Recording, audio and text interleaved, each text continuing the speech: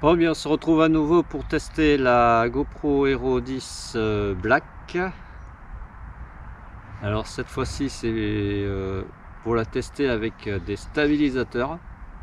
Ouais, c'est bon, la stabilisation est très bonne, mais il y a par moment il y a besoin de stabilisateurs externes pour avoir une meilleure stabilisation et puis pour pouvoir être plus autonome.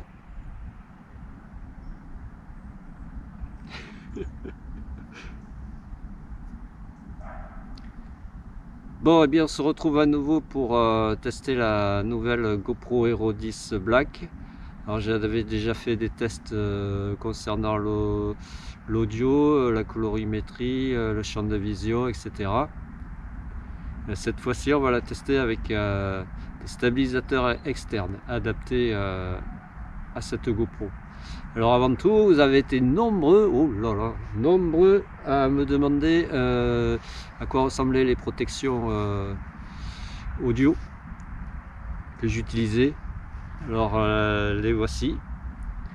Alors ça c'est la protection en silicone. En fait c'est la protection contre les chocs. Il y a des petits trous au niveau des micros et externes. Et celle-ci c'est la protection en mousse qui elle est plus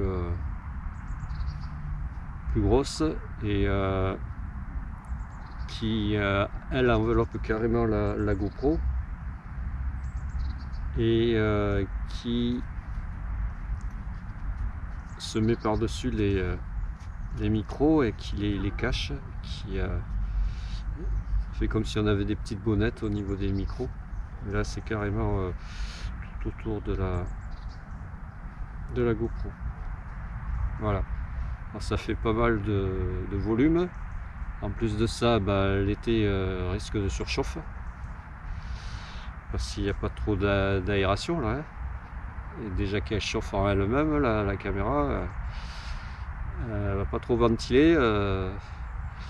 L'hiver ça peut passer, mais l'été il risque de surchauffe. Et donc d'arrêt de la caméra. Voilà. Alors nous on était parti sur des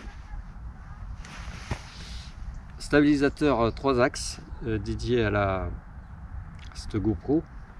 J'en ai deux. J'en ai un seul, 3 axes, qui est celui-ci. C'est de la marque OM, le iSteady Pro 4. Alors il est compatible avec la GoPro Hero 9 et la GoPro Hero 10 qui ont les mêmes formats de caméra, quoi, qui ont les mêmes caractéristiques et les mêmes dimensions. Alors il y a deux façons de fixer la caméra dessus. Alors soit avec la lentille dans l'axe du gimbal, soit avec la lentille déportée par rapport à l'axe du gimbal. Alors il y a les avantages et les inconvénients de l'un et de l'autre de ces deux fixations. Bon, on va voir ça. Alors si je mets dans l'axe, ok, voilà, donc là j'ai plus accès au bouton on off, c'est-à-dire il faut que j'allume la caméra avant de la fixer. Par contre j'ai accès ici à la trappe qui donne accès à la batterie extérieure, donc je peux brancher une batterie externe. Alors une fois fixé, ça donne ça. Je vais l'allumer. Voilà. Là, on voit bien que la lentille est dans l'axe du manche du stabilisateur du gimbal. Voilà. Là, c'est quand on fait des mouvements à droite, gauche ou surtout droite-gauche, quoi. On voit bien que ça reste dans l'axe du champ de vision. Voilà, en mode perpendiculaire au sol. Pareil, ça reste dans l'axe. Voilà, ok. Alors la deuxième fixation, enfin une deuxième possibilité de fixer la caméra, c'est de désaxer la lentille. Donc on va tourner le gimbal, voilà, hop, et le mettre comme ça. Par contre là on n'a plus accès à la trappe pour brancher une batterie externe. Par contre on a accès au bouton on/off de la caméra. Donc on peut l'allumer et l'éteindre en gardant la caméra fixée.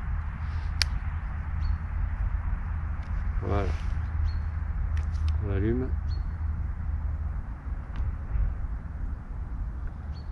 Voilà, et là on voit bien que la lentille est décalée par rapport à l'axe du gimbal. Elle est décalée sur le côté.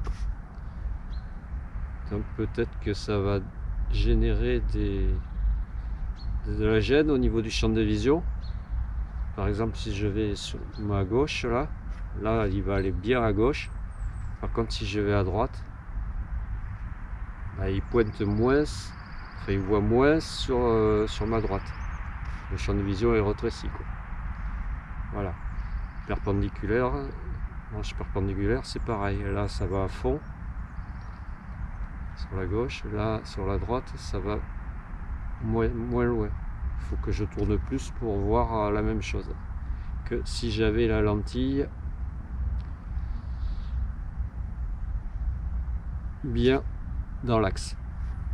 Ok.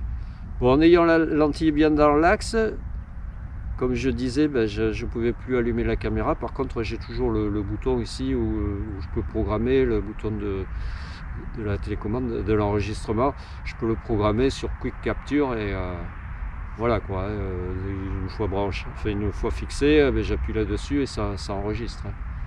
Donc il y a toujours possibilité d'enregistrer une fois dessus.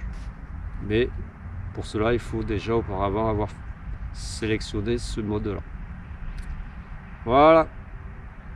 Alors maintenant, on va passer à un autre stabilisateur qui lui, toujours de la marque OM, mais que j'utilisais avec mes autres GoPro, qui lui me permettait juste de stabiliser l'horizon. En fait, il n'y a pas les trois axes, il n'y a qu'un axe stabilise l'horizon. On va montrer ça.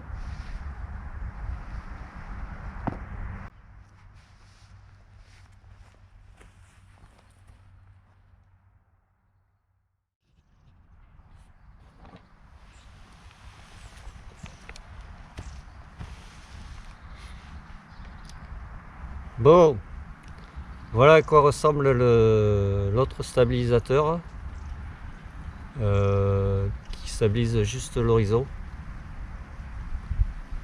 Voilà, il s'agit du OM XS Cerise.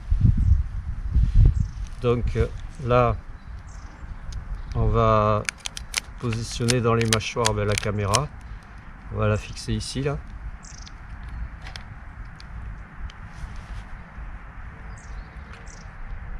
Hop, hop. Alors c'est pareil, il faut essayer de conserver la lentille dans l'axe du gimbal, c'est-à-dire de ne pas l'excentrer. Voilà. Ensuite, on a cette petite partie là qui vient combler le trou.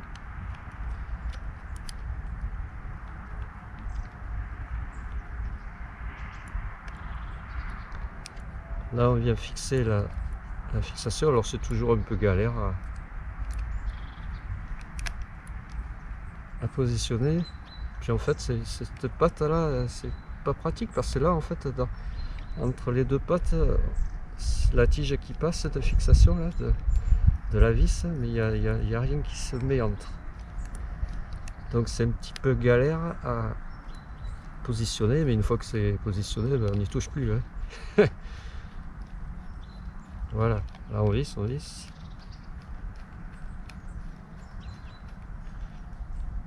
Ok, là elle bouge plus là. Voilà. Donc la lentille ben, elle est vers le haut. Hein. Là on va l'allumer sur le bouton ici, sur le côté. Voilà, et là ça se positionne. Là je bouge ma perche.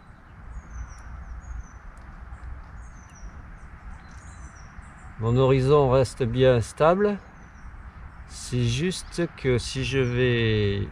Là je peux filmer vers le bas ou vers le haut. Mais ça garde l'horizon stable. Là ben, c'est le bas qui est stable et là c'est le haut qui est stable.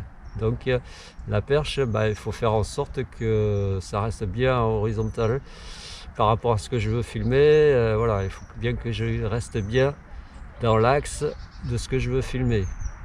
Ouais. Si je veux filmer vers le bas, ben, voilà, faut, hop. Par contre, si je veux filmer quelque chose avec du ciel, ben, il faut pas que je pique du nez ou comme ça avec le poids du gimbal qui me fait pencher comme ça, parce que sinon je vais filmer le sol au lieu de filmer ce que je veux voir en face. Voilà, donc ben, maintenant on va aller sur le terrain, on va tester ces deux gimbals. Alors, le premier, le OM eSteady Pro 4 gimbal 3 axes, et après ben, celui-ci là, de chez OM aussi, le XS Cerise, qui lui stabilise uniquement l'horizon. Et après ben, on verra par rapport à la stabilisation de la caméra sur la perche ce que ça donne, si c'est mieux, si c'est vraiment utile, pourquoi c'est utile et quand c'est utile. Voilà. Donc on testera ben, la caméra ben, en mode hyper boost, stabilisation hyper boost, mais aussi dans l'autre mode, le mode linéaire avec l'horizon bloqué, où je peux faire bouger la caméra à maximum 45 degrés tout en gardant l'horizon stable. Bon, après c'est toujours pareil, ça dépend où je me situe, si je suis sur le plat, si je suis dans une pente, si je suis dans un dévers, etc. J'ai déjà mes 45 degrés dans le dévers quoi. Hein, ou si je penche trop en VTT à plus de 45 degrés, ben oui voilà quoi. Bon, ok, allez, on va voir ça de suite.